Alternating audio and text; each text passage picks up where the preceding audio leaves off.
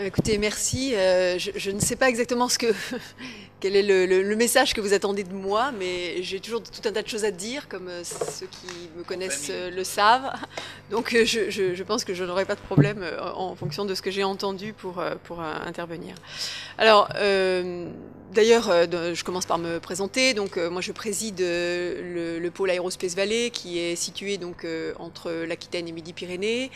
En gros, sans faire d'ombrage à personne, c'est 2 tiers en Midi-Pyrénées et 1 tiers en Aquitaine. Donc, vous connaissez un certain nombre de grands groupes dont on entend parler et des marchés qui nous portent actuellement, notamment ceux de l'aéronautique civile, pour lesquels donc nous avons plutôt des bonnes nouvelles et plutôt un très fort développement. Donc, notre pôle est constitué de presque 600 membres, dont 300 PME, et fait donc le triptyque magique recherche, formation et entreprises, petites et grandes. Alors notre concept de départ, enfin le concept de départ des pôles de compétitivité ainsi que des clusters, c'est donc d'organiser une communauté, de faire en sorte qu'elle se rencontre, qu'elle fasse des projets ensemble, qu'elle monte des projets de recherche et développement collaboratif. Et nous, on a plutôt bien réussi puisqu'on en a constitué pratiquement 500. On a dépensé au total, entre toutes les entreprises et les centres de recherche, incluant un certain nombre d'aides publiques que nous avons pu recevoir, on a dépensé au total près de 800 millions d'euros en 7 ans pour faire donc cette recherche et développement.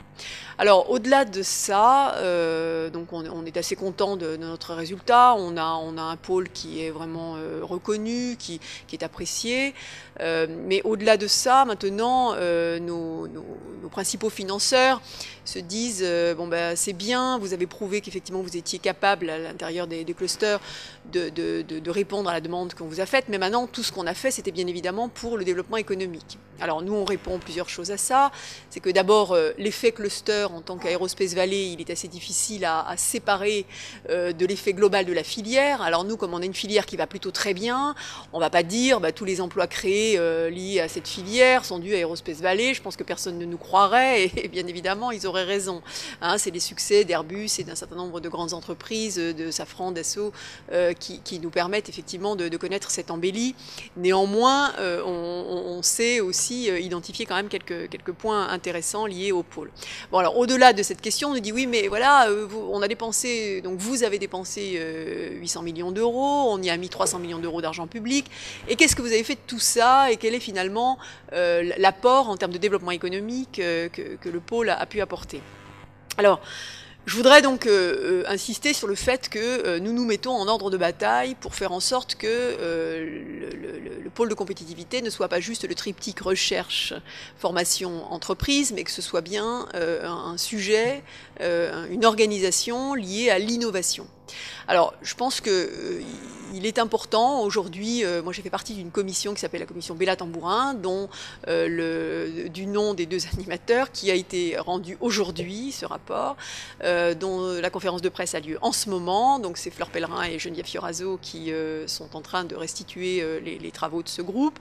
Et on s'est beaucoup posé de questions parce qu'on a souvent tendance quand même à penser dans les politiques publiques qu'il suffit d'injecter de l'argent dans la recherche pour que tout naturellement cet argent finisse par se retrouver bien heureusement en développement économique dans le tissu des richesses que nous produirons.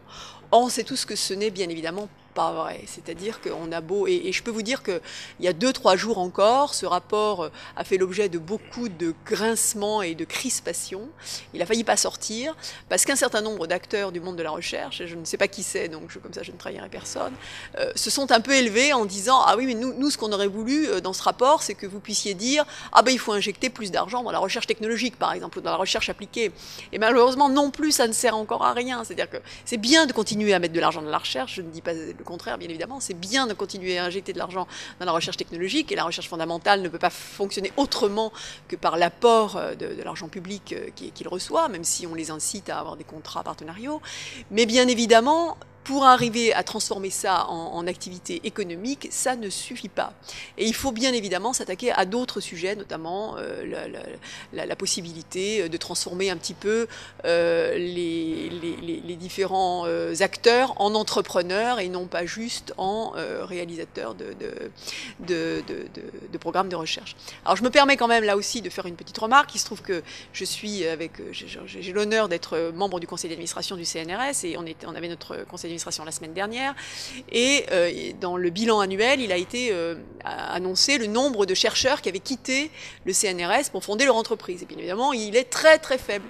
Et un certain nombre d'entrepreneurs, moi je fais partie du groupe EADS, donc il y avait un autre entrepreneur d'un grand groupe, dont je tairai le nom, qui s'en étonnait en disant « Ah, quand même, il n'y en a pas beaucoup, etc. » Et puis, je me suis permis de lui dire « Mais est-ce que dans votre grande entreprise, est-ce que vous avez beaucoup d'ingénieurs qui quittent votre entreprise pour fonder des startups ?» Alors effectivement, la réponse est non. Je dis, bah, écoutez, malheureusement, les mêmes causes produisent les mêmes effets. On a tous été formés dans les mêmes écoles, on est tous bien dans le boulot que l'on fait. Pourquoi voulez-vous qu'on quitte nos entreprises et pourquoi voulez-vous que les gens du CNRS quittent plus le CNRS que les ingénieurs brillants quittent plus votre grande entreprise? Et c'est vrai que le problème n'est pas que les chercheurs ne créent pas leur entreprise, mais le problème est plutôt que l'esprit d'entrepreneuriat globalement dans notre pays est assez peu développé. Alors, je voudrais simplement vous donner quelques éléments de réflexion que nous avons tous partagés et qui ont été redits ce matin, donc notamment par celui qui a traversé l'Atlantique en planche à voile. Moi, j'ai mes enfants qui ont fait beaucoup de planche à voile, donc je pense que ce sont des gens qui sont très entrepreneurs et qui ont effectivement l'esprit du risque. Hein, je pense qu'il est là surtout le point, c'est l'esprit du risque. Donc, qu'est-ce que c'est l'innovation? Donc, je vous partage quelques points que nous avons mis sur le papier. Donc, l'innovation, c'est quoi? C'est un processus long, imprévisible et très peu contrôlable. Donc, ce serait très difficile de le décider. Il ne se réduit pas à la recherche et développement. Je pense qu'il faut que tous on se le dise. On a toujours tendance à penser que l'innovation, c'est de la recherche et développement. Ce n'est pas de la recherche et développement, et ce n'en est pas non plus son prolongement naturel. Hein, on est bien d'accord qu'il ne suffit pas de faire de la recherche et développement pour faire de l'innovation. Ça ne se décrète pas, ça ne se planifie pas. Mais c'est quoi? C'est la mise sur le marché de produits ou de services qui rencontrent un besoin porté par des individus engagés dans une démarche entrepreneuriale. Je pense qu'il faut tous qu'on se dise que ce n'est pas en continuant à injecter massivement de l'argent uniquement dans la recherche et développement, même s'il faut continuer à le faire, qu'on arrivera à bien évidemment transformer ça en succès. Et comment ça se constate? Ça se constate en succès commerciaux. Et j'ai bien aimé la présentation de mon prédécesseur quand il a expliqué la machine là, qui remplit les nids de poules. Il disait c'est pas de l'innovation avec un grand I, mais bien sûr que si, c'est de l'innovation avec un grand I. C'est un vrai besoin. C'est un marché de manière évidente. Et ça si c'est pas de l'innovation, je sais pas ce que c'est l'innovation. On est bien d'accord sur le fait que c'est ça l'innovation. Et en fait, qu'est-ce qu'on constate surtout? C'est que l'innovation, ça se crée aux marges des cœurs business des entreprises. C'est-à-dire que c'est généralement aux interfaces entre des acteurs très différents que se crée l'innovation. Et je voudrais simplement vous donner un petit témoignage de ce que nous avons commencé à amorcer dans le pôle de compétitivité. On a commencé à créer ce qu'on a appelé des clubs d'innovation, c'est-à-dire qu'on a monté des groupes de travail permanents avec d'autres clusters dans d'autres domaines. Donc on a commencé il y a de ça 3 ans. Moi j'étais à l'époque directrice générale du pôle, avant d'en être maintenant la présidente, et j'avais dit mais ce qui serait peut-être intéressant, c'est qu'on développe de nouveaux usages. On sait qu'on a des compétences assez pointues hein, dans le domaine de l'aéronautique. Là aussi, vous avez mentionné le fait que de travailler en projet, les maquettes numériques, c'est des choses qui sont extrêmement utilisées très très couramment dans le domaine de l'aéronautique.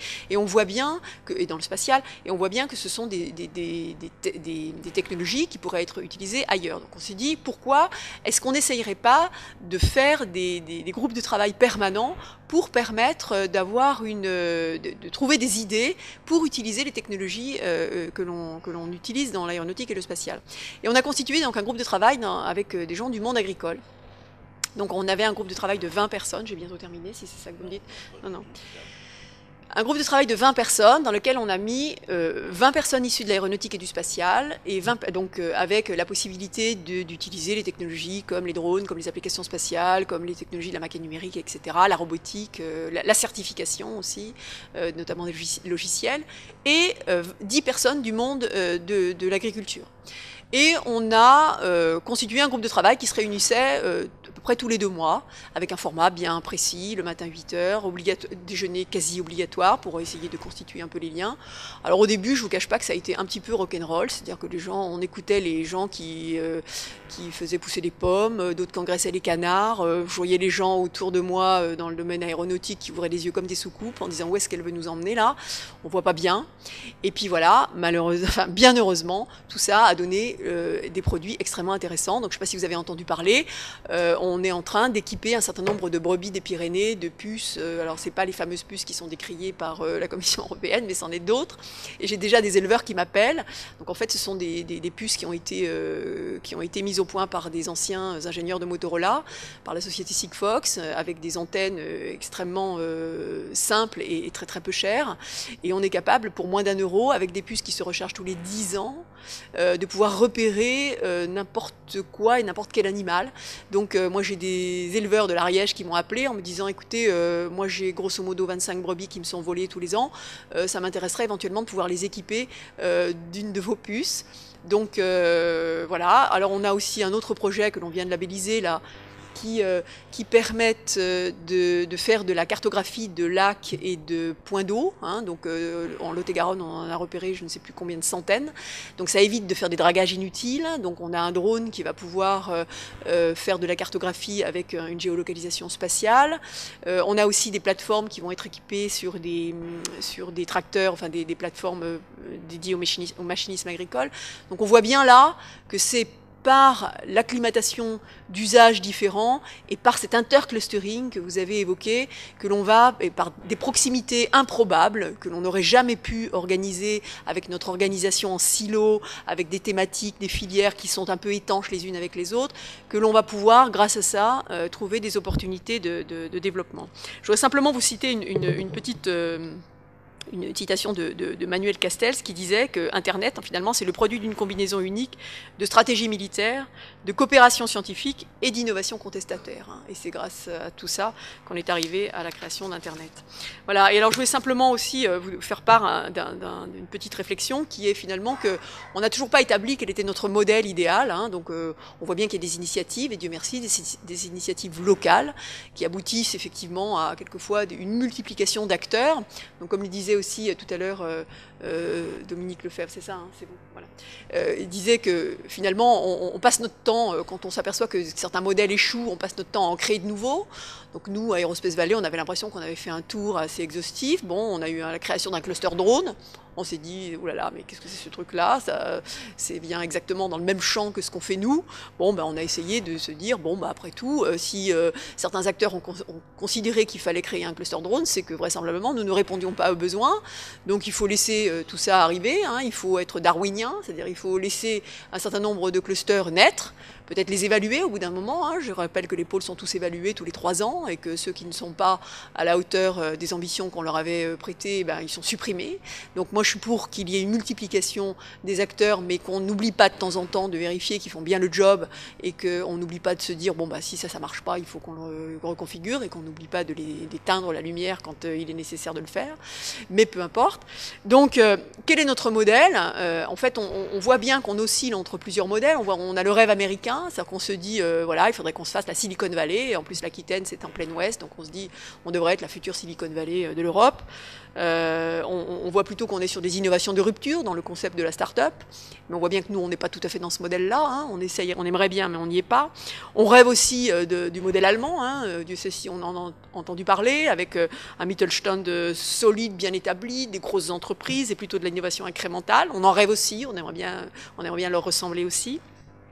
Et finalement, nous, on est un pays qui a plutôt développé notre économie avec une politique industrielle stratégique venant du haut, c'est-à-dire des politiques publiques qui sont impulsées par l'État au niveau national et aussi des politiques désormais qui sont menées par les régions et les métropoles. Donc simplement le message que l'on peut faire passer maintenant, c'est que malheureusement, faire une optimisation ou une simplification ou un jardin à la française dans tout ça, c'est complètement illusoire. Donc il faut laisser les choses se faire, enfin à mon avis, hein, c'est un constat que je ne sais pas si vous partagerez, mais il faut laisser les choses se faire et plutôt les évaluer en se disant bah, quand ça ne va pas, il faut arrêter. Voilà, ensuite, un petit point sur la situation en matière d'innovation. On peut constater quand même qu'on a une très forte dégradation de notre positionnement. Quelques points simplement que je voudrais vous faire partager.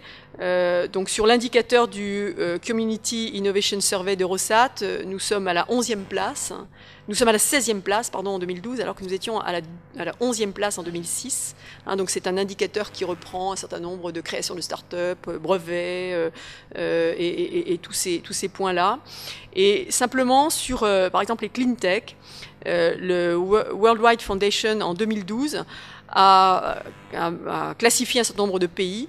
Donc nous sommes la 7e pays mondial pour ce qui est de générer des sources d'innovation, c'est-à-dire pour nos dépenses de recherche et développement. Nous sommes à la 16e place mondiale pour ce qui est de faire émerger de l'innovation, donc en termes de nombre de brevets déposés, et nous sommes la 31e place mondiale en matière de commercialisation de l'innovation. Donc on voit bien où doivent se porter nos efforts et finalement pourquoi il est important que notamment les clusters, et ce n'est pas les seuls, on doit bien évidemment porter nos efforts là-dessus.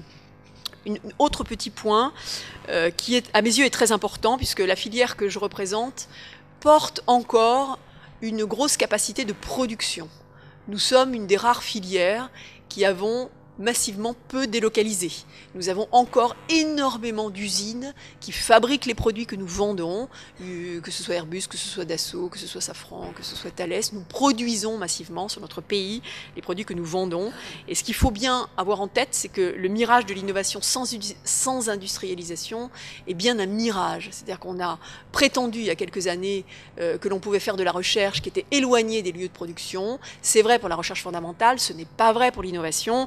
Il faut bien évidemment maintenir le développement expérimental au plus proche de la production.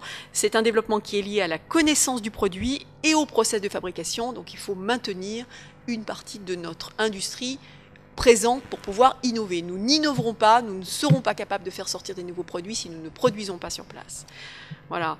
Et ensuite, autre point qui est très important, qui est qu'on n'a plus fait depuis très longtemps émerger de leaders industriels mondiaux. Nous n'avons aucune entreprise en France créée après 90 qui a atteint 100 millions d'euros de budget de recherche et développement, alors qu'il y en a 23 aux États-Unis. Je rappelle simplement que les États-Unis, c'est seulement 6,5 fois la France. Donc on devrait mathématiquement avoir un leader mondial au même niveau. Voilà. Et simplement, donc, quand on bouclait tout à l'heure sur l'homme qui avait traversé l'Atlantique en planche à voile et qui avait donc pris du risque, je rappelle simplement que nous, on parle de capital risque. Quant aux États-Unis, on parle de capital venture, donc qui est un mot développé de l'aventure, voilà. Donc on voit bien que notre façon de voir les choses est bien sur 2 points de vue différents. Voilà, c'était tout ce que j'avais à dire.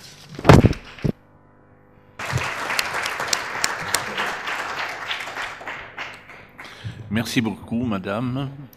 Bien, nous avons un quart d'heure de débat sur l'ensemble de ces choses. Oui. Merci. Une question à Monsieur Lefebvre. Dans les maquettes Une question brève, s'il vous plaît. Dans les maquettes que vous avez présentées, il apparaissent presque seulement des maisons individuelles. Et c'est un produit qui implique des nouvelles urbanisations. Maintenant, beaucoup de régions essayent de réadresser le secteur du bâtiment vers la réhabilitation, la régénération urbaine. Est-ce que vous avez dans votre cluster, votre réseau, un projet de régénération, de travail sur la régénération urbaine, la réhabilitation de bâtiments qui existent? Oui, tout à fait. C'est-à-dire qu'au départ, moi, je suis un petit peu obligé de communiquer sur la maison individuelle et la réhabilitation de patrimoine diffus, puisque c'était le sens de l'écriture de l'appel à projet auquel nous avons répondu. Cela dit, les sollicitations que nous avons aujourd'hui dépassent très largement ce cadre-là. Et nous sommes actuellement en train de travailler toujours dans le secteur social, de réhabilitation, d'habitat social au sens global du terme, y compris les ensembles immobiliers. Et donc on est en train de développer, notamment avec les sociétés d'HLM, les sociétés de pacte, de réhabilitation, sur des ouvrages qui sont plus conséquents que des maisons individuelles, mais où on a les mêmes problématiques de cartographie et de capitalisation d'informations pour pouvoir travailler dessus.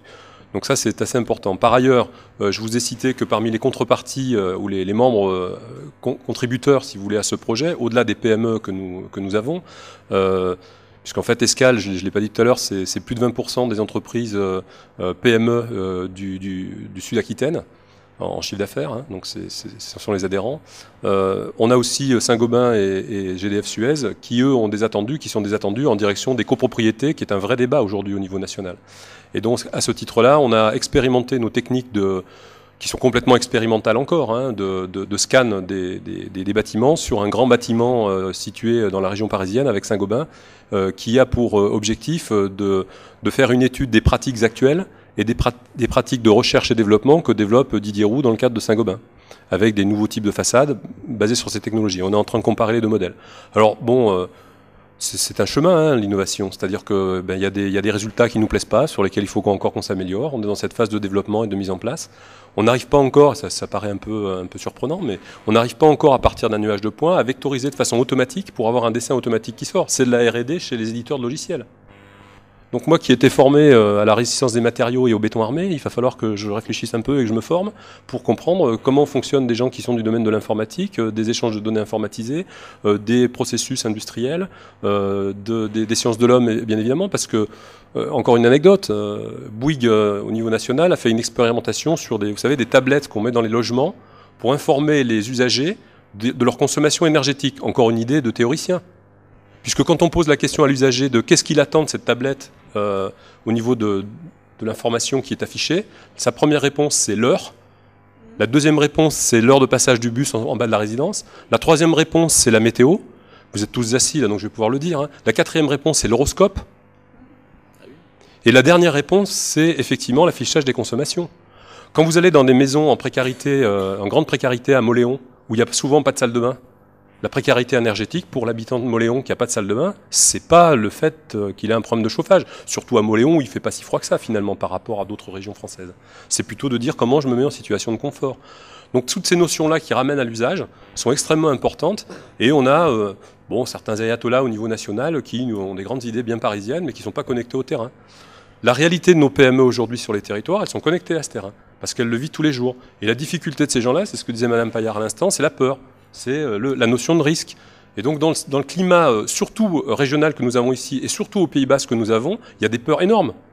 Vous voyez certainement dans la presse les guerres de tranchées qui existent avec les fédérations professionnelles qui réengagent des croisades avec les ennemis espagnols. À l'heure où nous, Cluster, on développe des projets transfrontaliers. Je me suis fait traiter de traître, moi, quand j'ai fait des dossiers transfrontaliers avec mes entrepreneurs. Donc qu'est-ce qu'on a fait, puisque c'est une affaire d'hommes? On a fait un bus, on a visité 3 chantiers là-bas, on a mangé avec nos collègues espagnols, et tiens, aux surprises, nos entrepreneurs, petites PME, ont découvert qu'il y avait des niches d'expression qu'ils pouvaient avoir, eux, sur par exemple la maintenance du bâtiment, que les Espagnols faisaient moins bien. C'est ça qu'il faut arriver à révéler, c'est une affaire de contact, d'hommes, de créer des conditions d'émergence, de choses, mais il faut d'abord faire tomber les peurs. Je disais dans l'intercluster national, on a passé plus d'1 an à se regarder, en se disant, mais qu'est-ce qui se passe? Est-ce que je dois avoir peur de l'autre ou pas? C'est une vraie question, cette notion-là. C'est un peu ce que disait Mme Paillard en conclusion. On n'est pas dans l'état d'esprit de partage, de mettre sur la table, d'accepter que l'autre puisse avoir de la richesse qu'on va pouvoir capitaliser, et dans une capitalisation des différentes richesses que peuvent avoir les uns les autres. Moi, je ne vais pas aller inventer demain des technologies de développement de matériaux béton biosourcés à base de lin, puisque je sais que mon collègue de Picardie, Blaise Dupré, le développe très très bien. Et donc, ce n'est pas du tout développement durable. Mais l'autre jour, pour le montrer dans une petite conférence que je faisais à Bidart, il m'a envoyé par la poste un parpaing en béton de lin. Alors, ce n'est pas développement durable. Le bilan carbone de ce parpaing ne doit pas être terrible. Hein. Mais peu importe. Je ne vais pas aller réinventer une technologie que lui maîtrise. Je vais par contre essayer de m'associer avec lui pour mener des projets, etc. On est en train aujourd'hui sur l'imagerie 3D dont vous parliez. Et ça rejoint le propos de Mme Paillard. Nous, on a une démarche entrepreneuriale parce qu'on est sur une logique de la demande avec des PME. C'est notre gouvernance. C'est une démarche empirique. A l'inverse, on a l'école d'ingénieurs d'Épinal, à l'autre bout de la France, qui développe des technologies d'imagerie 3D avec des nuages de points sur la base d'équations mathématiques développées depuis 3 ans par des thésards en mathématiques, qui à partir des équations mathématiques font à peu près ce qu'ils veulent derrière dans l'exploitation de ce nuage de points. On est en train de monter avec eux un projet où eux ont une démarche descendante universitaire, où nous on a une démarche empirique qui remonte du terrain, et au milieu des deux, il y a Saint-Gobain et Bouygues. Tiens, par hasard. toute la logique du projet derrière, ça va être de faire en sorte que Saint-Gobain et Bouygues ne s'approprient pas les choses pour qu'on puisse quand même transférer aux PME. Parce que c'est quand même 80% du chiffre d'affaires du bâtiment, hein, les PME. Et c'est la proximité aux hommes. C'est le sujet qui nous intéresse, nous, ici. C'est pas Saint-Gobain et Bouygues qui nous intéresse. On est bien d'accord. Voilà. Donc, je sais pas, enfin, j'étais un peu bavard. Vous sentez que je suis passionné, mais c'est les vrais sujets. Et vous êtes passionné, oui. Et compétent. Autre question. Là-bas au fond. Mais je ne vois que ça. Ah, je vous en prie. Voilà. Donc il faut appeler Maxime Ardouin. Je dirige une entreprise de robotique innovante en construction aéronautique. Merci à Agnès Paillard. J'ai vraiment apprécié cette vision élargie. Et je voulais dire, et compris ce que disait Monsieur Dominique Lefebvre, en fait, je crois que toute l'innovation est dans une attitude humaine qui est la plus belle, c'est l'empathie.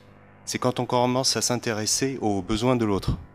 Et qu'on élargit cette idée à la fois dans sa structure, c'est-à-dire aujourd'hui, et je sais que vous conduisez des projets ainsi, quelle est la problématique des PME sous-traitantes de l'aéronautique?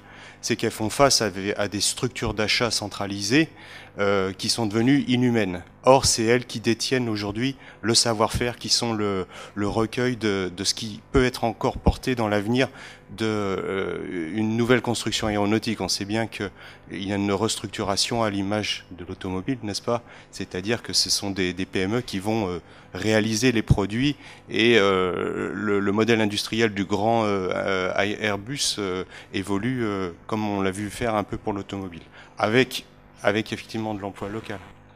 Voilà, c'était une remarque sur l'empathie. Alors c'est vrai que je dirige pas les achats d'Airbus, hein, donc vous vous en doutez, et je sais qu'effectivement un certain nombre d'entre vous, entreprises de toute taille d'ailleurs, parfois se heurtent à des difficultés. Et je vous citerai, moi je vois plutôt le volet recherche et développement, hein, moi j'appartiens en plus au centre de recherche global du groupe ADS, et je vous donne un exemple. On a eu, il y a quelque temps, on a développé un robot de placement filamentaire avec une PME, une start-up innovante, qui est venue d'ailleurs à l'origine créer son activité à partir des savoir-faire de ce qui était à l'époque l'aérospatiale, avec des systèmes de bobinage, etc. Enfin bon, ils ont créé un robot extrêmement innovant. Et en fait, nous, on était très intéressés, enfin le groupe ADS était très intéressé, parce qu'on voyait là une possibilité de fabriquer des pièces avec des formes un peu bizarres et avec des niveaux de qualité qui nous intéressaient beaucoup. Et donc, on les a poussés à développer cette technologie de robot. Et donc, au bout d'un moment, on leur a acheté le premier robot, parce qu'il fallait qu'ils vivent, etc. Donc il a été mis à Nantes, etc. Et quand on a eu terminé de mettre au point le procédé, parce qu'on l'a mis au point avec eux, on les a soutenus pour développer le robot et on a mis au point les procédés avec eux. Nous, on avait dépensé pas mal d'argent parce qu'on leur avait acheté le premier robot. On avait eu aussi l'occasion de faire de la recherche et développement à leur côté. On avait vraiment investi beaucoup. Et quand c'est passé à la centrale d'achat internationale du groupe, puisque du coup on a décidé d'en les acheter par paquet de 15, hein, on en a mis un peu partout, on a acheté une technologie américaine. Et ça a été une violence à la fois pour l'entreprise en question, qui d'ailleurs s'en est remis depuis, elle a eu des marchés, elle, aux États-Unis, du coup on a fait les échanges comme ça. Ils sont chez Bombardier, etc. Et ils n'ont pas d'ailleurs exclu de venir pourvoir en robot nos entreprises, nos sites de production en France. Mais nous aussi, au sein du groupe, on était désolés de ça, quoi. On s'est dit, mais tout ce temps qu'on a investi pour mettre au point cette technologie-là, finalement, ça n'a servi à rien, puisqu'on est allé chercher une technologie qui, finalement, n'est peut-être pas forcément exactement adaptée à ce dont on a besoin, mais pour des questions de je ne sais pas bien quoi, d'ailleurs, on a décidé de pas sélectionner cette technologie-là. Donc ça, c'est vraiment, voilà, c'est des exemples. Je sais pas à qui la faute, mais pour l'instant, on est encore dans un processus qui est très perfectible. Oui, je reprends juste la parole. Je connaissais Coriolis, vous l'avez pas cité. Il y a une structure qui s'est centralisée en Allemagne, hein. Il y a quand même une pondération très forte. Je connais bien l'histoire au niveau de Nantes. Forest Linné, c'est la même chose, ils avaient des machines de drapage. Et un jour, ça a été décidé que ça serait des machines d'une autre marque, allemande ou espagnole ou américaine, je vais pas les citer. Non, quand je disais ça, l'empathie, c'est juste quand n'importe quel opérateur a des idées qui peuvent être formidables et qui peuvent faire gagner beaucoup d'argent dans des process qui ont des effets d'échelle. Et un autre mot que je voulais dire, c'est l'effet d'échelle. On est dans l'aéronautique, quand on voit que maintenant il y a des startups aux États-Unis qui essayent de faire des vaisseaux pour partir dans l'espace et qui font un downsizing terrible des technologies de la NASA, et par contre qui vont le démultiplier pour qu'il y ait de plus en plus de voyageurs de l'espace. Quand on voit des gens qui développent des systèmes médicaux extrêmement simplifiés, mais qui vont pouvoir adresser une problématique d'un pays aussi grand que l'Inde, c'est un autre vecteur d'innovation, c'est revoir les gros projets et changer les échelles. Changer l'échelle du produit pour qu'il soit beaucoup moins cher, mais changer l'échelle de sa diffusion en même temps. Le marché. Merci, monsieur. Nous enchaînons. Simplement plusieurs remarques. Si on met en relation ce qu'a dit Claude Lacour, qui est il n'y a plus d'argent, avec ce qui a été dit par les autres sur finalement ce qui fait la performance, c'est la capacité à mettre en relation un certain nombre de personnes en vue de produire des choses qui ont une valeur sur le marché, c'est-à-dire qui ont une valeur pour les utilisateurs. Le jour où les politiques publiques se mettront à regarder d'un peu plus près comment les investissements qui sont faits en particulier en R&D sur les pôles de compétitivité débouchent effectivement sur des résultats en termes économiques, on aura fait des progrès. Parce qu'on est pris quand même dans une logique idéologique entre, pour simplifier, une droite qui dit il faut arrêter, à raison des public choice, il faut arrêter tout ce qui est investissement public pour passer au privé, et une gauche à qui on dit il faut faire une évaluation des politiques publiques et qui dit on ne peut pas y toucher parce que par définition c'est une politique publique donc elle doit être efficace. Donc on a, me semble-t-il, un vrai problème de pilotage public de l'argent public. Et c'est pas vrai qu'il n'y a pas d'argent. Il y a de l'argent mal utilisé. Quand on compare les performances de l'argent public en comparaison internationale, on voit qu'en France, on n'est pas bon. Ça, c'est la première remarque. La deuxième remarque, c'est que pour que les gens travaillent ensemble, il y a quand même des questions de formation de ce que Crozier a appelé les marginaux séquents. C'est-à-dire des gens qui sont capables de coder, décoder, retranscoder les relations entre les acteurs, aussi bien au niveau académique entre les disciplines qu'entre le milieu académique et les autres. Et vous êtes au conseil d'administration du CNRS. Le CNRS a créé une nouvelle commission avec Lipinski qui est en train de créer beaucoup de bruit parce que, ça y est, non seulement on met la recherche fondamentale sous le contrôle du grand capital, mais maintenant on veut le mettre sous le contrôle du citoyen. Et donc, on fait du licentiiste nouvelle génération. Voilà, on en est là dans nos discussions. Dernière remarque à propos du cluster de bâtiments. Vous avez évoqué la Picardie et les briques de nouvelle génération en chanvre. Vous avez des relations avec les grandes coopératives du coin qui sont Maïsadour et Euralis, qui ont évoqué leur intérêt d'installer du chanvre au-delà du maïs parce que pour des raisons hydriques et des questions de gestion écologique du sol, et qui nous ont expliqué, quand on a été enquêtés, qu'ils ne savaient pas quoi faire de tout ça parce qu'il n'y avait pas de marché, il n'y avait pas d'usage. Alors, là, ça m'intéresserait de vous m'expliquer comment vous allez faire pour essayer justement d'intégrer les fournisseurs dans une vraie logique de production de richesse sur les territoires à partir du croisement d'innovation. Sans oublier tous les artisans du coin. Non, attendez. Alors là, il y a beaucoup de choses là-dedans. Et je pense à un certain nombre de réponses qui doivent... Alors, on a l'enchaînement immédiat par le chanvre, donc... Et puis ensuite, je pense, Madame Paillard aura des choses à dire. Et aussi, je pense, par le fond, Claude, tout à l'heure. Hein? Bon. Ça veut dire que je suis bavard, donc il faut que je parle vite. Voilà. Oui. Bon, sur les bétons de lin, béton de chanvre et béton de lin en Picardie. Hein, donc effectivement, moi je me suis présenté tout à l'heure en disant que j'étais un pauvre ingénieur qui était formaté par sa formation d'ingénieur de départ. Et donc quand je rencontre des gens qui font d'autres choses, ça m'intéresse et j'apprends des choses. Et donc en fait, ça nous a donné l'idée de développer des relations particulières justement avec les gens qui sont en Aquitaine. Et donc c'est en cours. Donc je ne peux pas en dire plus pour l'instant, mais c'est en cours. On est en train de les approcher et de dire qu'est-ce qu'on pourrait faire sur la base des déchets végétaux qui sont générés sur notre territoire. Puisque ce qui se fait en Picardie, c'est pas une culture spécifique pour développer des produits, c'est réutiliser les déchets. C'est une autre démarche. Mais c'est tout à fait vivement intéressant. Il y a des duplications à faire avec l'avancée technologique qu'a la Picardie sur ces sujets et qui vont nous permettre de gagner du temps et de l'efficacité. Sur le premier sujet que vous avez développé du financement, vous avez vu, nous, on a créé une SAS qui était pour acheter un scan 3D parce qu'on n'avait pas d'argent public pour l'acheter. Et puis parce que c'était un investissement. La question du coût, c'est pas la question du coût, c'est la question du coût et du retour sur investissement. C'est ça qui nous intéresse. Si moi, dans 3 ans, j'ai multiplié par 3 l'aspect gain que je peux avoir sur une opération, la question ne se pose pas. La seule problématique qu'on a aujourd'hui, c'est qu'on est, y compris dans le cadre cluster plateforme technologique, dans un cadre, je dirais, d'aide publique pour partie ou de dossiers européens. On a parlé de 3 dossiers européens. Le dossier Enertic, là, le bâtiment qui est construit à Saint-Sébastien, on a commencé à bosser dessus en 2009 avec plusieurs ingénieurs. Et puis on a reçu les premiers chèques là il y a quelques mois. Donc le problème de la trésorerie pour nos structures, comme dans les petites PME, se pose.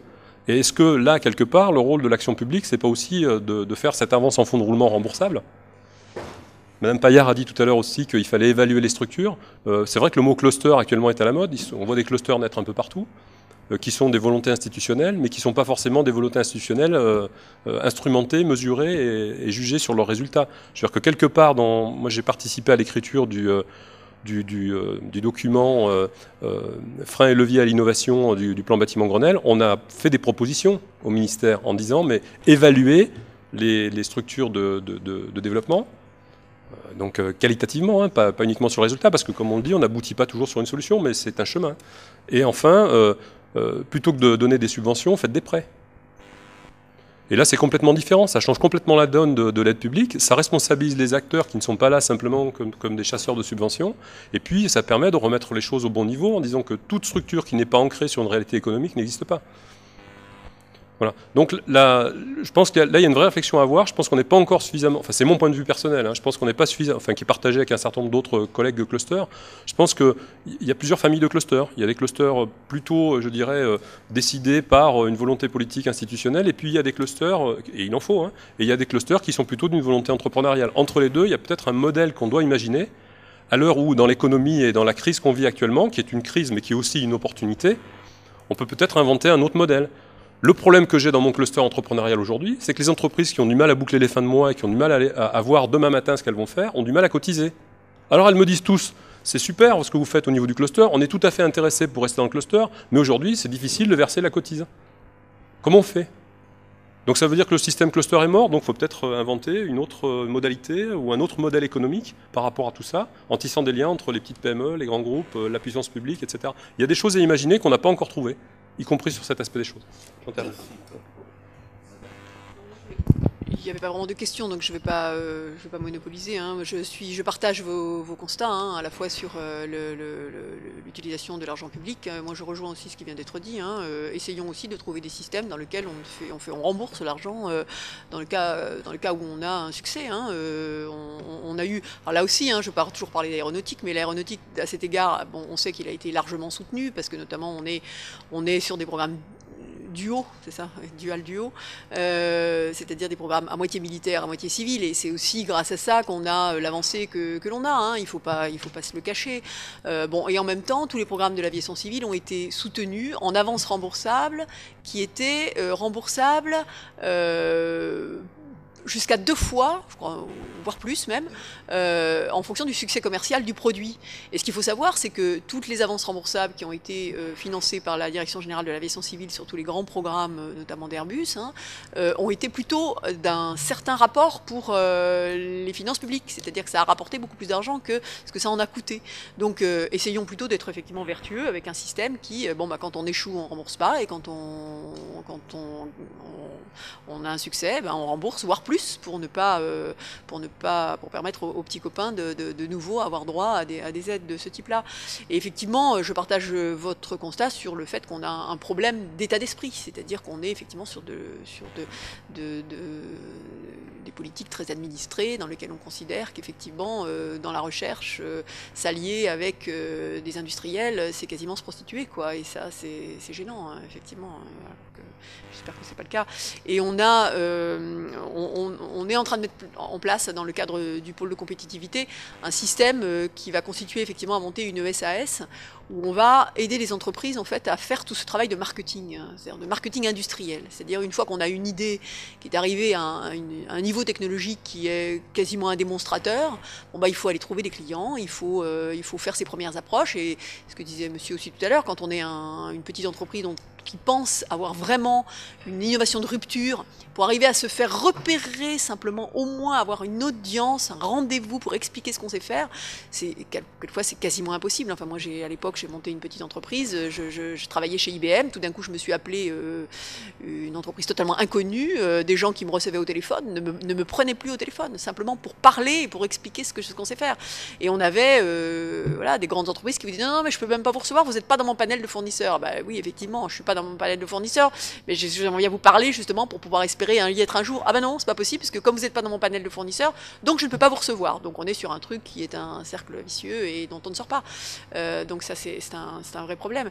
Et donc on a proposé donc d'héberger, en fait de faire une espèce d'incubation marketing industriel pour permettre à des entreprises qui aimeraient mettre des nouveaux produits sur le marché de pouvoir les abriter en quelque sorte, c'est-à-dire que ne pas faire des incubateurs uniquement pour des startups, mais aussi faire des incubateurs pour des nouveaux produits qui appartiennent à des entreprises déjà installées, et pour pouvoir leur permettre, parce qu'en arrivant comme ça, en étant neutre, en ayant tout le réseau des grandes entreprises, on peut mettre en lumière un certain nombre d'innovations de rupture qui ne serait pas possible quand on est effectivement une entreprise qui a aussi 1000 choses à faire, puisque le dirigeant de la PME, il est DRH, il est directeur financier, il est directeur de la production, il est directeur de la recherche et développement, et il a du mal bien évidemment à trouver du temps pour pouvoir investir et à mettre ses nouveaux produits sur le marché. Donc, et on voudrait mettre en place quelque chose du même style, c'est-à-dire avance remboursable, et si le produit fonctionne, on rembourse jusqu'à 2 fois ce que ça a coûté, et si ça ne marche pas, ben on ne rembourse pas. Et comme ça, on partage le risque en quelque sorte.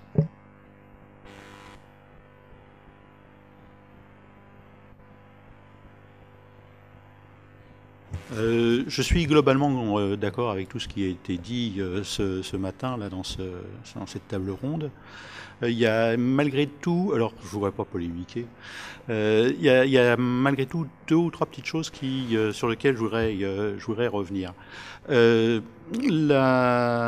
La question... Le nom de Darwin a été cité, voilà.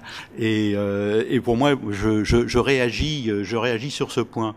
Je ne pense pas. Alors c'est mon expérience, c'est un ressenti, c'est peut-être un acte de croyance, que l'on soit clairement dans un modèle de sélection naturelle ou d'adaptation, et que le laisser-faire va faire que les choses vont petit à petit se décanter par une sorte de phénomène naturel. Alors c'est une vision de la sociologie de l'innovation, notamment les grands courants anglo-saxons, et je suis pour moi dans une approche plus en termes de relations, de pouvoir, et l'innovation est véritablement un processus social en ce sens, dans lequel il y a de la confrontation, mais il y a de la création ensemble, et au fond le besoin auquel on veut répondre, c'est pas un besoin qu'on identifie, c'est un besoin qu'on construit ensemble. Et voilà, je voulais juste réagir sur ce modèle darwinien qui m'interpelle un petit peu. La deuxième chose, c'est que je suis tout à fait en phase avec Monsieur Diribarne lorsqu'il parlait, citant Cozier, des marginaux séquents. Parfois, je perçois effectivement les gens qui sont en position de réflexion, d'innovation, de réflexion en termes de rupture, sur une approche approche qui est plutôt une approche d'absorbeur d'incertitude. Et donc, à la fois reprendre l'ensemble des éléments et puis les vectoriser, les mettre pour faire du sens. C'était les 2 points sur lesquels je voulais juste... Oui, deux points rapides. Moi, je me sens assez en phase avec ce que vous disiez autour d'organiser une communauté, des acclimatations progressives et improbables. Bon. Et du coup, il me semble que dans beaucoup de cas, ces acclimatations, elles peuvent se faire ou elles peuvent nous être boostées par les entreprises. Je vois bien la difficulté permanente des chercheurs entre eux pour s'acclimater mutuellement. Je n'y crois pas vraiment.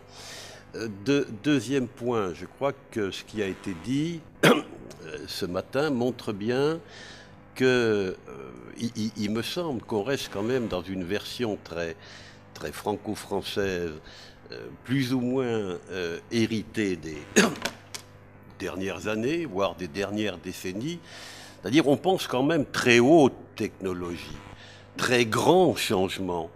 Et on oublie que dans beaucoup de cas, alors je vais faire le savant ou le prétentieux, hein, ce que les Yannick m'aurait repris sans doute, mais enfin la distinction que l'on fait entre innovation fondamentale et incrémentale, dans beaucoup de cas, les innovations incrémentales, c'est-à-dire pas celles qui vont révolutionner le monde, il en faut dans l'aérospatiale, etc., dans la chimie sans doute, mais dans beaucoup de cas, notamment quand on s'intéresse aux usages et aux usagers, ce sont des technologies que l'on va adapter, des technologies plutôt incrémentales.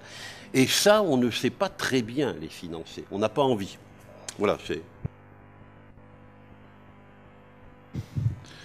Y a-t-il encore des questions attendez, je ne veux brimer personne. Dans le paradis, il n'y a pas de... qui se lève ici, comme je suis à visibilité limitée. Il y a... J'ai une question assez simple, assez courte, mais qui s'adresse à l'ensemble, je pense, des intervenants. Concernant les formations, puisque tout le monde l'a évoqué plus ou moins hein, à la table ronde, on parlait des hybridations, on parlait des nouvelles formations, des nouvelles demandes, nouveaux besoins. Et en fait, ma question consiste à dire, est-ce que vous êtes aujourd'hui satisfait de la manière dont les nouvelles générations sont formées? Et sinon, quelle serait, à votre avis, la manière d'adapter, peut-être transformer notre monde de formation, en sachant que c'est toujours un grand débat public, hein, la formation. Donc j'avais justement l'intention d'intervenir sur ce sujet-là. Moi je suis prof, en même temps que je développe le cluster ESCAL qui a 7 salariés et quelques enjeux de marché.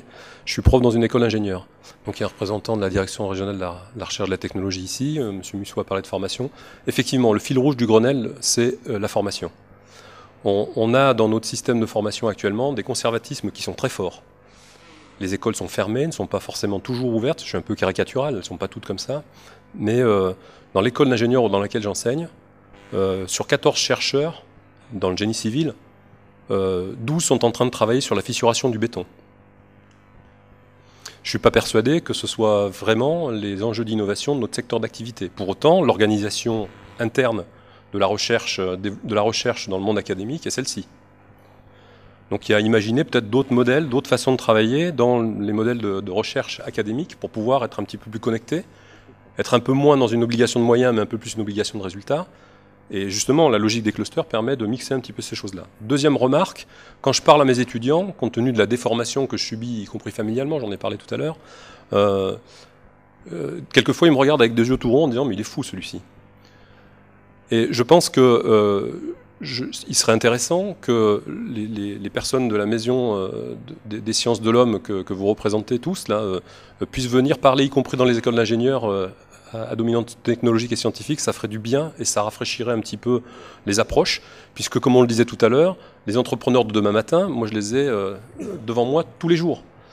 Et c'est pas, il ne faut pas en faire des salariés de grands groupes, il faut en faire des entrepreneurs. C'est complètement différent.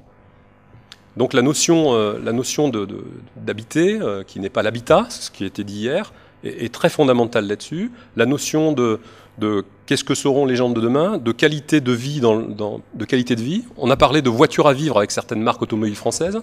On n'a jamais parlé d'habitat à vivre. C'est quand même une vraie question. Dans le processus global dont on parlait tout à l'heure de qualité d'usage, conception, construction et d'exploitation du bâti, donc c'est quand même quelque chose. Et encore, le mot exploitation est un mot vulgaire par rapport à la qualité de vie qu'on pourrait avoir dans la vie de ces bâtiments. Donc je crois que dans la formation, on a beaucoup à évoluer. Moi, je suis agrégé de génie civil, vous savez, donc j'ai été formé il y a 30 ans, et je peux continuer à enseigner ce que j'ai appris il y a 30 ans, et personne ne va m'embêter ou me mettre une mauvaise note. Je parle sous contrôle des gens qui me notent là, donc il n'y aura pas de problème. Je peux continuer à enseigner la résistance des matériaux, le béton armé, comme je l'ai appris il y a 30 ans. Tout va bien. C'est quand même un vrai souci. Donc, vous, des sciences de l'homme, venez parler à nos étudiants qui conçoivent des bâtiments de demain pour que ça soit habité, non pas habitat. Merci. Bon. Alors, il reste 2 questions. Monsieur, vous et vous. Oui, alors très rapidement, c'est pour rebondir là sur les chiffres que Agnès nous a donnés, qui je trouve dans le domaine des clean tech sont assez saisissants, puisque finalement c'est plutôt des sciences, entre guillemets, ou des thématiques plutôt récentes, et de se dire qu'on a, finalement sur ces échelles de temps plutôt courtes, un décalage aussi fort, et comme on n'a peut-être pas tout le poids de l'histoire, qu'est-ce qu'on pourrait faire pour faire en sorte que, ou réduire le fossé, ou faire en sorte que ce qui est appliqué soit plus en connexion avec le marché, ou que le marché influence plus ce qui est appliqué. Voilà. Travailler au flux, mettre une emphase particulière sur justement le principe d'innovation, essayer de faire comprendre à tout le monde ce que c'est que l'innovation, et ne pas dire innovation égale R&D, déjà ce serait bien. Formation, je rejoins aussi la question qui vient d'être posée, formation à l'entrepreneuriat. Il faut qu'on fasse en sorte que nos jeunes, dès le stage de 3e, on les fasse monter des boîtes, et que ce soit plus quelque chose de complètement irréaliste. Puis peut-être travailler aussi les flux, notamment sur des grandes entreprises qui pourraient être des early adopters, pour pouvoir faire en sorte que des entreprises innovantes puissent trouver preneurs, puissent trouver des marchés sur le marché national, et puis développer le capital risque. On a un manque criant de capital risque, donc là aussi le rapport Bella-Tambourin va proposer des axes pour pouvoir avoir un foisonnement de capital risque. On a des entreprises qui partent en Californie pour se faire financer, c'est dommage quand même. J'étais très intéressé par l'intervention de M. Lefebvre, et je voulais dire, ça vaut le coup de mettre en perspective ce qui se passe à propos de l'innovation par rapport, et y compris pour réhabiliter non pas l'esprit d'entreprise mais l'esprit industriel, la mise en perspective historique de la période que nous vivons, qui est celle que moi j'appelais 3e révolution industrielle, peu importe, que des collègues appellent informatisation au même titre qu'industrialisation. Parce qu'à ce moment-là, on perçoit les enjeux et on voit les pièces d'un puzzle dans différentes interventions qui sont jamais mis en cohérence. Par exemple, vous disiez à juste titre, les maquettes numériques dans le bâtiment, c'est essentiel. Et on voit bien le lien même qui peut être fait demain entre la maquette numérique et l'impression en 3D. Et le passage par la 3D est majeur. Et il y a déjà des grandes entreprises, d'ailleurs issues de l'aéronautique, je pense à Dassault Systèmes, qui est le numéro 2 mondial du logiciel, qui a développé, et c'est même toute son activité, pour l'instant en B2B, le développement de la 3D, et qui là réalise quelque chose de très important, puisqu'ils sont au cœur de cette mutation industrielle, de cette 3e révolution industrielle. Alors j'écoutais, c'est la 2e remarque que je voulais faire, non seulement je partage la remarque de Marc Choplet sur l'innovation, c'est-à-dire que c'est un processus social complexe et avec des enjeux de conflictualité de pouvoir, et ça ne se réduit pas simplement à avoir une bonne idée. J'écoutais Bernard Charles faire la présentation devant les ingénieurs de l'école des mines, quand on lui a demandé « Mais qu'est-ce que c'est? Vous réussissez très bien, qu'est-ce que c'est l'innovation, monsieur Bernard Charles ?» Et pendant 20 minutes, il leur a parlé de l'imaginaire et du rêve. Et ça me semble tout à fait essentiel, parce que qu'est-ce qui se passe dans cette mutation industrielle? Moi, j'empruntais d'ailleurs. C'est qu'aujourd'hui, on est dans la, j'insiste moi, la servofacture, pas la manufacture, et on est avec le cerveau d'œuvre et plus la main d'œuvre. C'est-à-dire que la matière première, c'est pas simplement l'histoire de l'économie de la connaissance. La matière première, c'est l'intelligence et les compétences humaines et leur mise en réseau, et c'est les systèmes d'information, qui sont aussi des abstractions modélisées, industrialisées. Donc, si on part de cette réalité, et si on la met en perspective historique, et si on trouve les outils comme ont trouvé d'autres pays, c'est-à-dire d'avoir des éléments de rêve, d'imaginaire pour piloter à la fois l'entreprise et pour piloter la construction du désir et pas simplement des besoins. C'est trop simple l'histoire des besoins des utilisateurs. Aujourd'hui, tout l'enjeu de l'économie, c'est le désir et c'est la captation de l'attention et du désir du consommateur. Donc on est avec des vieux concepts là, en train d'essayer de penser, et sans l'articuler, sans l'intégrer, une mutation industrielle majeure. Ce qu'ont très bien compris des industriels ailleurs dans le monde, et notamment ceux qui travaillent sur la côte ouest américaine. Je pense, bon, on n'a pas pu avoir l'exposé sur Apple, puisque c'est une de mes thésardes qui travaille là-dessus, mais c'est ce qu'elle montre dans sa thèse sur Apple, c'était mais on peut le faire sur Google ou sur d'autres secteurs industriels, c'est la mise en perspective dans cette mutation industrielle et la façon de la piloter par à la fois les connaissances, les systèmes d'information et le désir et la construction du désir du consommateur. Donc il ne faut pas simplifier. Voilà, il ne faut pas simplifier, il faut pas. Et je pense que d'ailleurs les pouvoirs publics, je sais très bien qu'ils aient des rapports, mais ils auraient intérêt à bien mettre en perspective ça pour réhabiliter l'industrie et pas penser à l'industrie du 19e qui est en train d'être délocalisée, colocalisée, là, comme on dit depuis avant-hier au Maroc. Mais ça, tout ça, c'est très faible pour la mise en perspective des enjeux actuels. Voilà. Merci. Bon, je crois qu'il est l'heure de se quitter, ou plus exactement d'aller manger. Permettez-moi de donner très rapidement une toute petite conclusion où je me retrouve spécialiste de l'industrie, mais en tant qu'historien qui traîne depuis 50 ans plus dans des affaires familiales proches sur cette question-là, et qui me permet de considérer à travers la multiplicité des éléments qui ont été abordés hier, aujourd'hui, etc., ça me renvoie avec un certain plaisir à considérer le caractère très rudimentaire de la plupart des modèles économiques qui se prévalent de ces questions et qui ramènent à des affaires de mécanique, hein, alors que, me semble-t-il, lorsque l'on s'intéresse à ces affaires-là, ce qui nous permettrait de creuser, alors là je pense aux sciences humaines, aux sciences de l'homme, ce seraient tous les modèles, ou plus exactement tous les outils permettant de réfléchir aux questions de la complexité, du hasard, au modèle stochastique, mais sûrement pas aux assurances données par un certain nombre d'apports qui ont été évoqués dans le passé et encore aujourd'hui. Merci.